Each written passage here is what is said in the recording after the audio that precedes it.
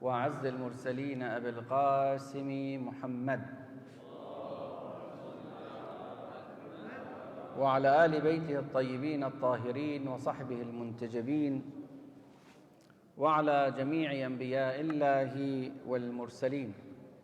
Brothers and sisters, our today's topic is about the sons of Adam, Habil wa Qabil, which is translated to English as Abel and Cain.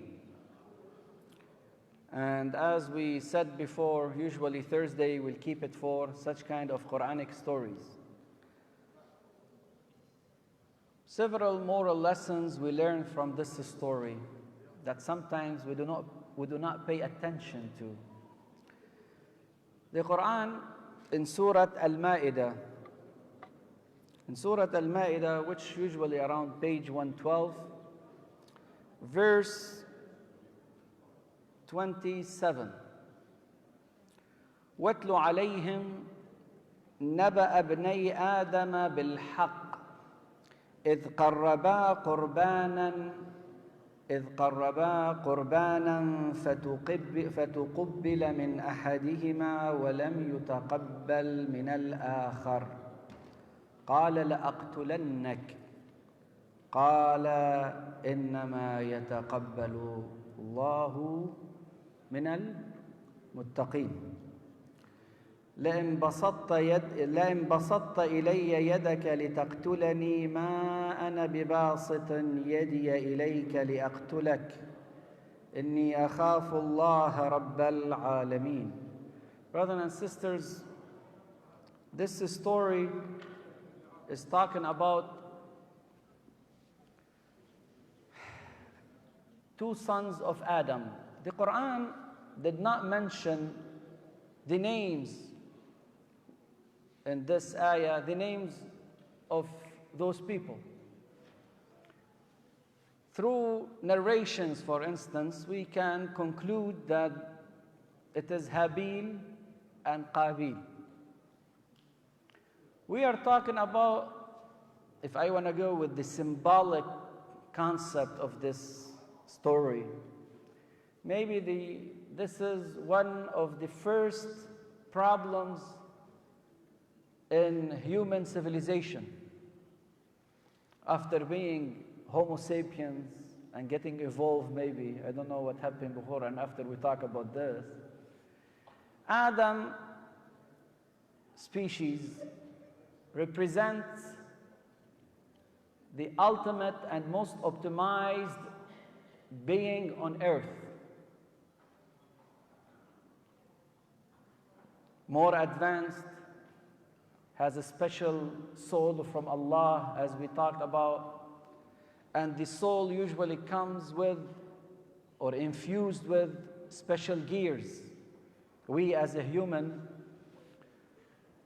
we have different languages with different rhythm, dialectic, complexities. We are more creative. We seek perfection. We have our logical thinking, analysis. All this and other factors, we don't see it among a human. Or most likely, we do not see it among other creatures. Even the malaika, the angels, they don't have this kind of luxury. Al-malaika, they do not have the free will that you have, for instance. Allah orders them something and they do it. Human being, they have set of features and the traits from Allah subhanahu wa ta'ala. Not to mention the morals, these moral dimensions and factors that we have, we don't see it in animals. Allah, you tell me, look at the humanity, they killed each other using nuclear weapon. I'm not talking about this. I'm talking about, in general, human beings were able to develop a system of morals and ethics, and we, or at least I believe personally, that this is taught by the prophets alayhimus salam. It's impossible for a humanity to reach the level of this code of morals and ethics. We are done from this. All of a sudden, after teaching Adam, وَعَلَّمَ آدَمَ الْأَسْمَاءَ كُلَّهَا, and Allah subhanahu wa ta'ala provided Adam with so many things that others they do not have. Now the first struggle, we have a family. We have Adam and Eve, and they now on earth, whether they are in heaven or they used to be in a garden on earth, different stories. But now they are in the real struggle of life. We are talking about two primitive, to us, with respect to us, two primitive human beings. Yani they do not have all this complexity and luxury that we have. Gold, money, jobs, luxury, just name it. Very primitive life.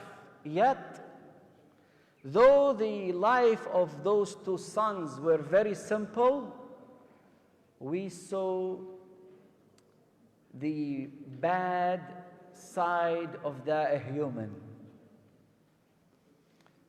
that devolve, opposite of evolve, devolve him into animalistic behaviors.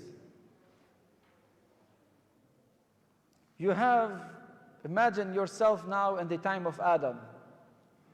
Do you have mortgage problems? Do you have insurance problems? Do you have bills to pay? Do you have overheads?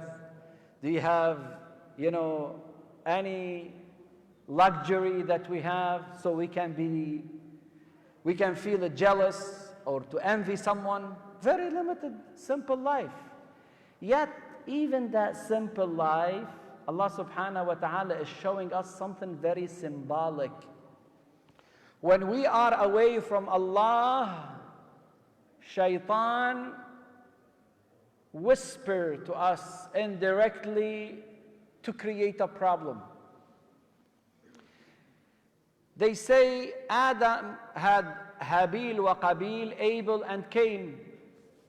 Abel and Cain.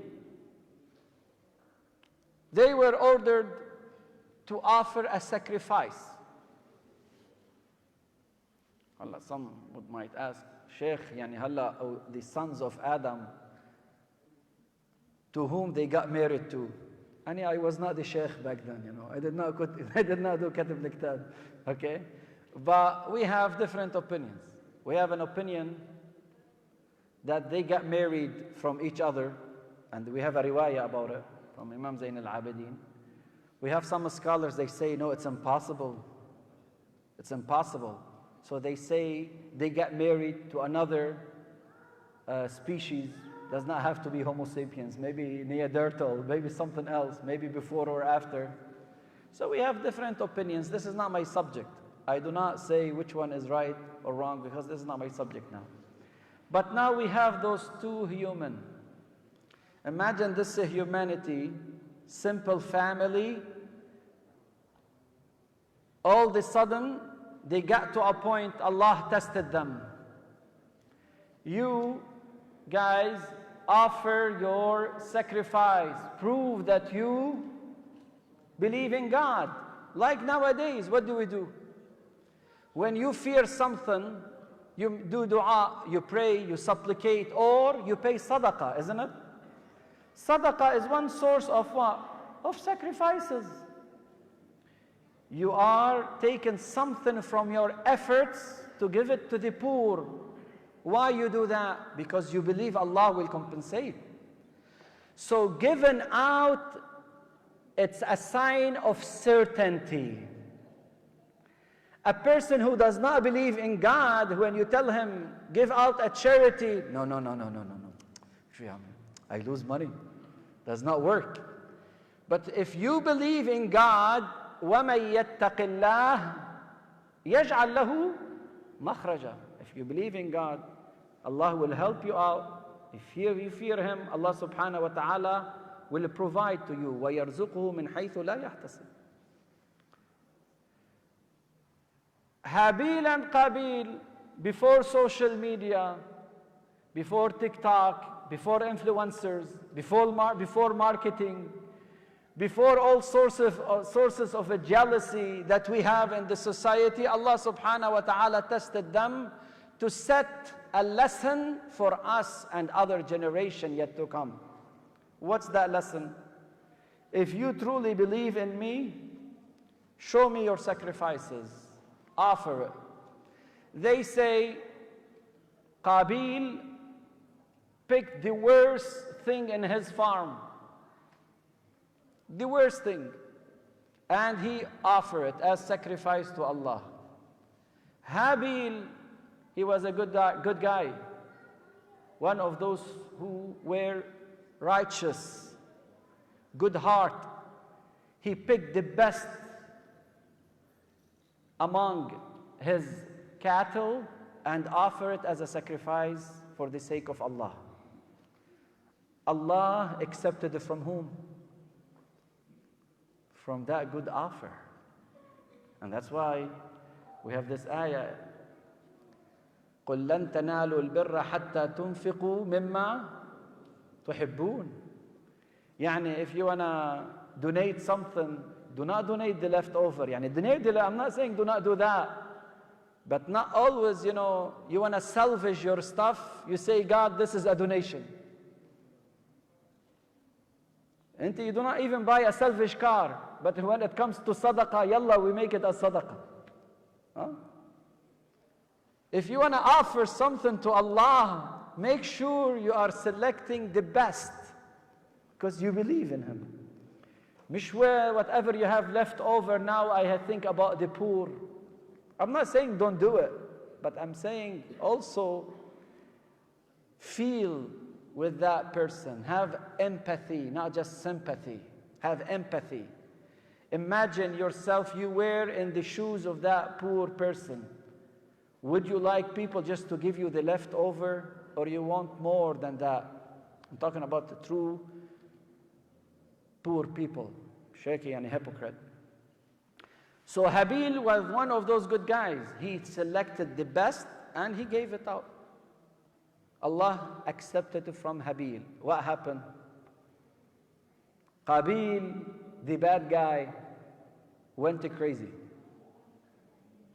The hidden animal inside him, if you want to use this terminology, started growing.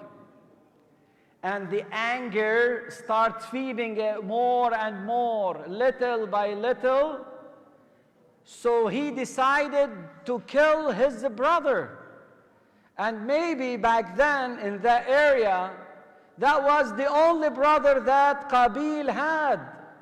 Because humanity back then, in that area at least, based on that, some narrations, it's about Adam, his family. Yani you are killing the majority of people back then. That's a huge percentage. And that's why when you kill one human being in Islam, as if you kill the humanity. Because if it were to be you and the other guy, what's left in humanity? No one. Isn't it? So Islam is telling us, you want to get closer to Allah, prove to yourself, not to me as Allah. No, not to Allah. Prove to yourself that you believe in God. Show me that through your behavior. Give.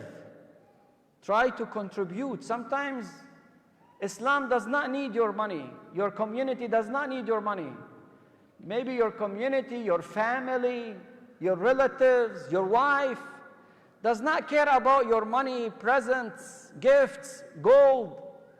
It's looking for your time, which is more precious. Time, brothers and sisters, is more important than any other commodity. When you go work for 8 hours and you make a couple hundred or couple $1,000, you are telling yourself that every minute of my life is equal to that much money. Your life is more important than that money. And that's why when your wife is helping you in the house, cooking or taking care of your kids, or getting you know, ready to help in other things in the house, she is not just giving you money as you are doing. Wallah, Ani, the husband, I'm giving money. So what? You know, that wife did not get married to an ATM machine. Okay? She got married to a human. She is looking for good treatment. She is looking for your time. She needs your compassion. She needs your mutual understanding, mutual help, mutual support. So when the wife is trying to helping you, she is not just giving you, she is not just putting food on the table. She is telling you, I am sacrificing my life and every minute of my life for the sake of this blessed house and the blessed family. When only we look at our bond as materialistic one, we are like Habil and Qabil. To Qabil, I offered something from my garden. Khalas, good enough. It's not about offering. It's not about the product that you are giving. It's not about the charity that you are paying. It's about, is it from your heart or not? It's about whether you are sincere or not. It's about whether you are honest or not. It's about whether you care or not. And this is a very important point. So the shaitan found a loophole in Qabil personality. What did he do? He started encouraging him to kill his brother. And now we see one of the big sins in humanity. One of the big sins. What is it? Al-hasad, jealousy. Jealousy, brothers and sisters, to envy someone, to be jealous, is not about saybit ayn. Jealousy and hasad is way bigger than that. Some people, they think hasad, wallah, saybit ayn, so you see him holding an eye, you know, blue eye, evil eye. In Islam, we don't have this evil eye. This is way before Islam and the previous civilization. If there is something we believe in Quran, we believe in dua, not in saybit ayn that you are carrying around. And what is al-hasad? Why I'm saying it's wider than that evil eye?